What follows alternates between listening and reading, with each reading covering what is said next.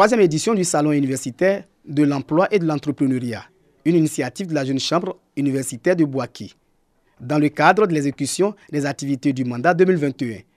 Par cette action, cette structure de jeunesse citoyenne veut établir un réseau d'opportunités d'emploi pour les jeunes.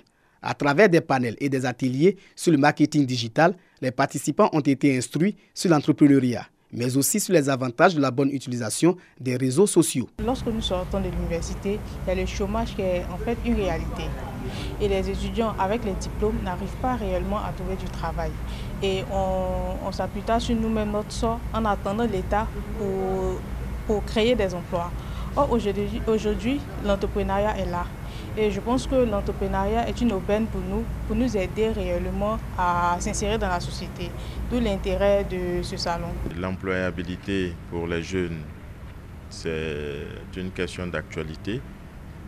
Et aussi, ils demandent à ces filles de croire en leurs rêves et d'avoir des objectifs bien précis et se donner les moyens de les atteindre. Pour les participants, l'initiative de la Jeune Chambre universitaire Bouaké est salutaire, car elle lutte contre le chômage des jeunes. Présente dans 120 pays, la Jeune Chambre internationale offre des opportunités de développement aux jeunes âgés de 18 à 40 ans.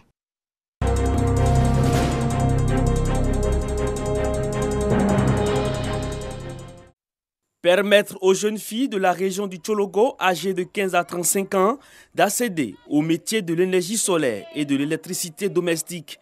Tel est l'objectif visé par l'ONG internationale Rescue Committee, en abrégé IRC, ProJeunes.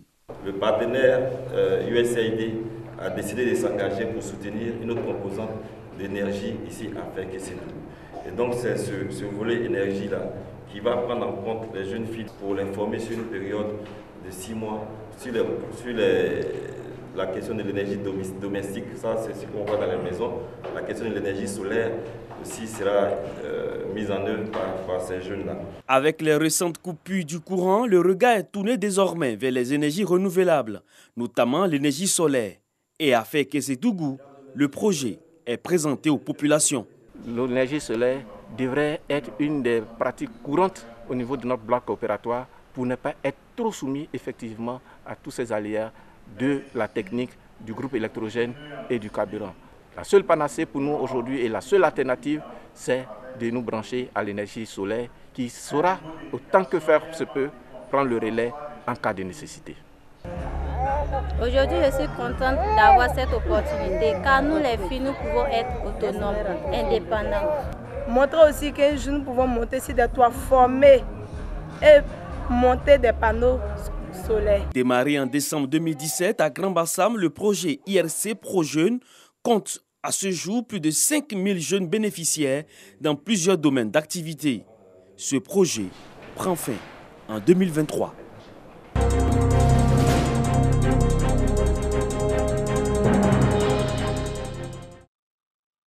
Bourebo, département de Béoumi. La localité fait partie des villages déplacés du fait des travaux de construction du barrage de Kossou. Nous sommes arrivés dans les années 70 sur ce site. On nous a expliqué à cette époque, moi-même j'étais très jeune, mais on nous a expliqué que c'est en venant ici qu'on aura l'électricité. Donc les parents n'ont pas hésité à venir. Mais de 70, 72, ce n'est que cette année qu'on a eu l'électricité. Malgré l'existence de quelques infrastructures de base qui lui confèrent le statut d'un village peu moderne, notamment électricité, centre de santé, école primaire et collège de proximité. Ici, les habitants éprouvaient encore des difficultés pour les cas d'évacuation de leurs malades à Béoumi et dans les grandes villes. On est un peu loin de l'hôpital général et quand on doit évacuer une femme, vraiment c'était difficile. Il n'y avait même pas d'ambulance à Kondrobo, donc il fallait pratiquer les motos. J'ai évacué un malade qui devait se rendre à Béoumi. Arrivé au bac, au bord là, il n'y a pas de piroguiers. Ils sont retournés là, sur le lendemain. Ils ont pu traverser le banc d'amont pour se rendre à Béoumi. Heureusement, la personne a été en vie, c'est bon. Ce calvaire reste désormais un vieux souvenir. Le ministre Jean-Claude Kouassi, cadre de la région de Gbeke, vient de mettre fin à cette souffrance avec un don d'une ambulance médicalisée. Le donateur s'y est rendu pour la remise de cette ambulance exhortant la population à l'unité et la cohésion sociale, gage d'un développement harmonieux. Avant ici, nous nous sommes arrêtés à Ndjebonois pour donner également une ambulance là-bas au nom du président Alassane Ouattara, du Premier ministre et de l'ensemble du gouvernement ivoirien. Ce que nous regardons, c'est devant. Comme le président lui-même le dit souvent, allons seulement sur la voie du progrès, de l'émergence et du développement. Rappelons-le, Bourebo contribue activement à l'économie du département de Béoumi avec son principal produit agricole, la noix de cajou dont le tonnage est estimé à plus de 600 tonnes par an.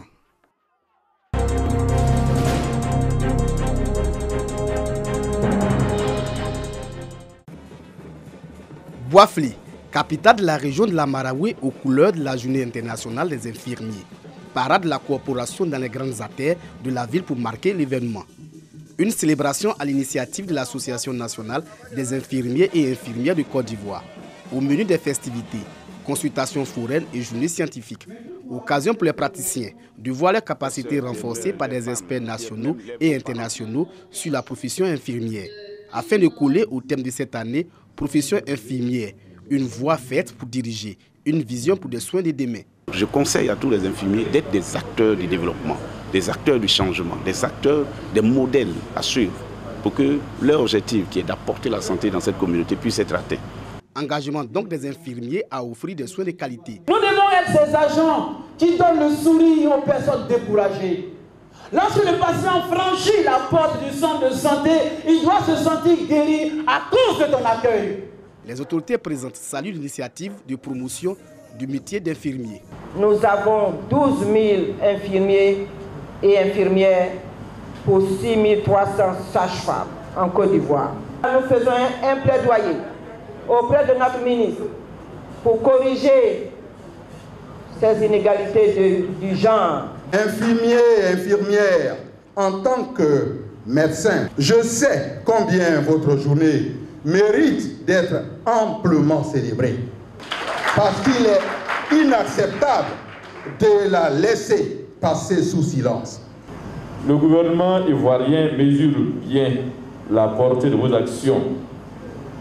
C'est pourquoi, face à la pandémie à coronavirus, le président de la République, son Excellence M. Alassane Ouattara, a pris des mesures pour le paiement des primes spéciales depuis la fin avril 2020 et ces paiements se poursuivent jusqu'à ce jour.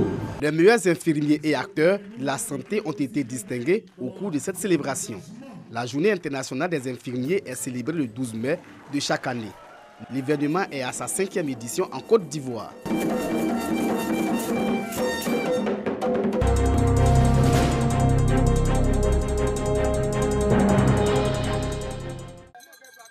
La danse panthère, identité culturelle du peuple Nyambois. Une danse guerrière initiée par le peuple Oué et aujourd'hui devenue populaire en pays Nyambois. Cette année, c'est le village de Dédégbeu, dans le département de Zougoubeu, qui abrite les festivités. Le but est de présenter les nouveaux initiés après 7 mois de formation passée en forêt. Le formateur des nouveaux initiés à la danse panthère est le Bouyei. Les initiés qui font leur sortie officielle appartiennent désormais à la 7e génération de la tribu Flébo.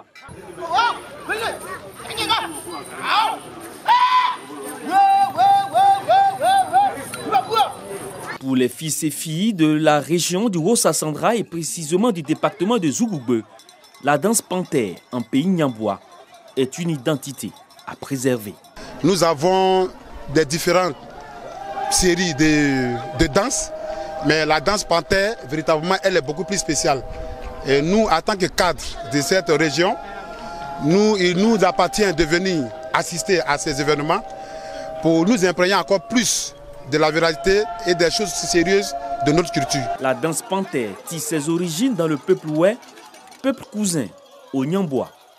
Cette valeur culturelle s'est déportée au fil du temps vers le peuple Nyambois dans les années 50.